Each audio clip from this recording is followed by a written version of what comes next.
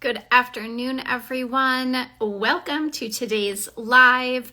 For those of you that don't know me, my name is Lisa. I am your certified personal trainer, nutrition coach, faster way to faster weight coach, and hormone specialist. So my goal, I guess, is to really help women understand how to balance their hormones naturally so that they can thrive through perimenopause, menopause, and beyond. Because we all want to live a long life, so let's be healthy about it and feel our best the longest. And today, I want to talk all about overindulging in the fall time. So fall is here. It might not feel like it. I know I'm in the Midwest and it's like 80 degrees today, which I still love because it's October, so I'm all for that. But we've got the pumpkin spice lattes, we have the apple crisps, we have all the tailgating with the football games going on, and I have been hearing a lot of talk from you guys about, how do I stay on track with my goals? How do I not overindulge? What are your tips? So today I'm bringing you my 3 tips for how to enjoy your favorite fall foods without overindulging. So let's dive in. Okay, so my tip number 1 is to think about your favorite fall drink, because I feel like this time of the year, everyone is all about like the pumpkin spice latte. That's really not my favorite. I'm not a pumpkin spice girl. I know, don't hate me. It's not my jam. But so many of you love that. So here's my big tip for this. We all know Starbucks, Caribou, the chains, they're not using healthy ingredients in these drinks. We all know that. Now, if you go there like once a week to get a pumpkin spice latte, totally fine. I'm talking to those of you that go there every day because you want to get a pumpkin spice latte because 'tis the season, right? And then you're wondering why your energy is lagging, why, all of a sudden your pants don't fit anymore. Why are you not feeling good? This is why.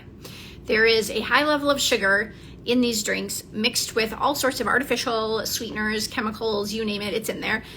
They're just not pumpkin. There's literally no pumpkin in these pumpkin spice lattes. So here is my tip for you. Limit your pumpkin spice lattes at your coffee shops to 1 time a week. And those of you that are like, oh, killing me, I can't do that. My second tip is to learn how to make them at home. I just made pumpkin spice latte at home. It literally took me 2 minutes. It is so super simple.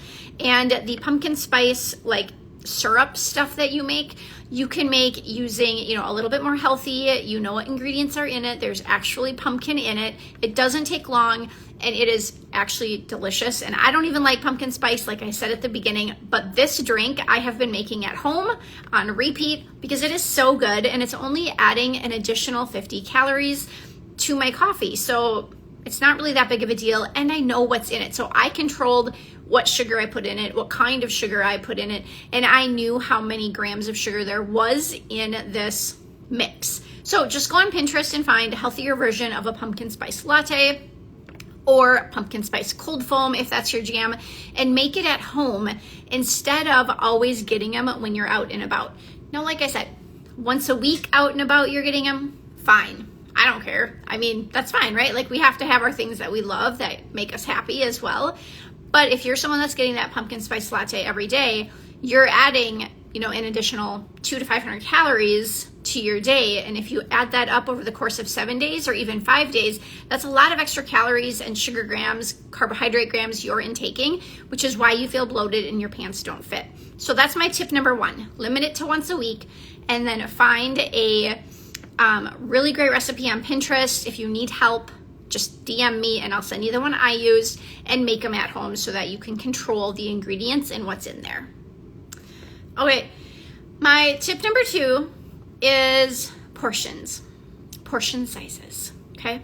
So when you're at home, this is easier to control than when you're out. But at home, you probably have 2 different sizes of plates. I know that I do. You have like your smaller plate, maybe your appetizer plate or a lunch plate, and then you have your bigger plate, which would be like your supper or your dinner plate that you use. In my house, we have always used the small plate for supper. That small plate is used for everything. We never, ever use our large plate, ever, unless it's like Thanksgiving. We never do. It is just you use the small plate. Here's why we use the small plate. Not only do they fit better in the dishwasher, but the small plate means that when you put your food on that, it looks like you have a lot of food on a small plate. So you're like, wow, I'm eating a lot of food.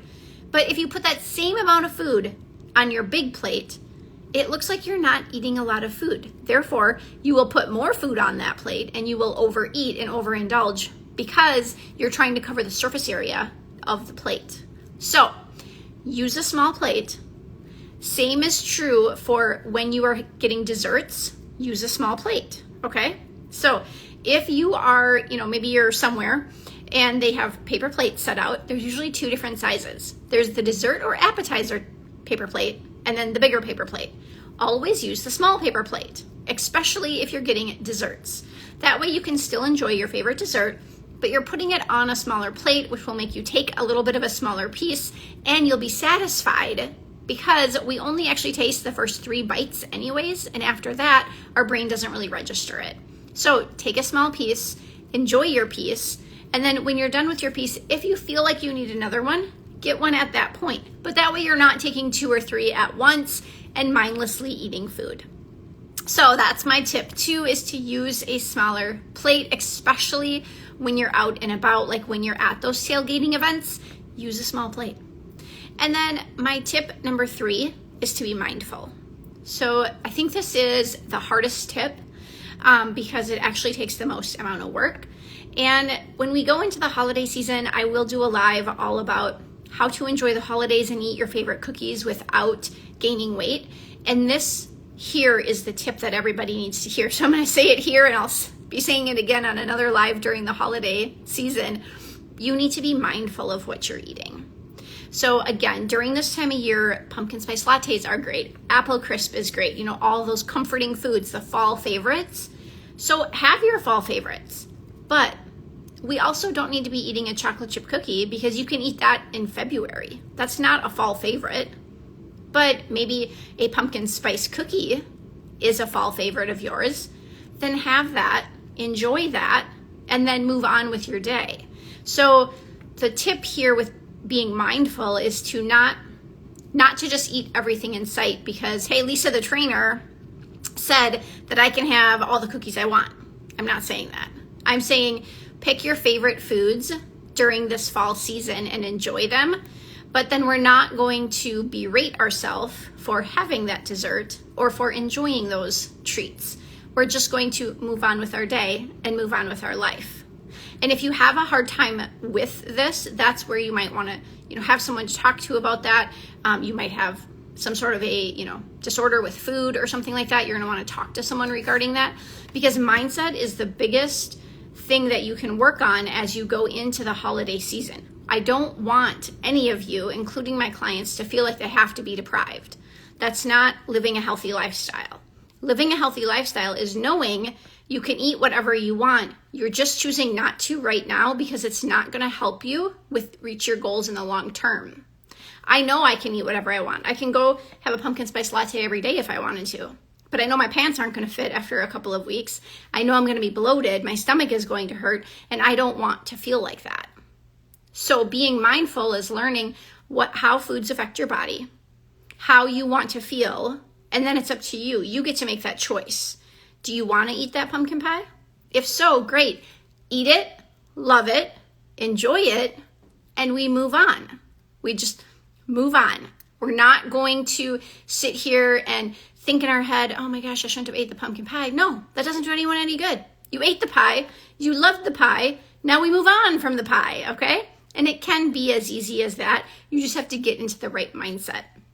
So if you need help with mindset work or with getting your nutrition on track so that you can still feel your best through the holiday season, just DM the word diet to me, DIET, so I can share with you my anti-diet guide to help guide you through the holiday season with my favorite tips and tricks.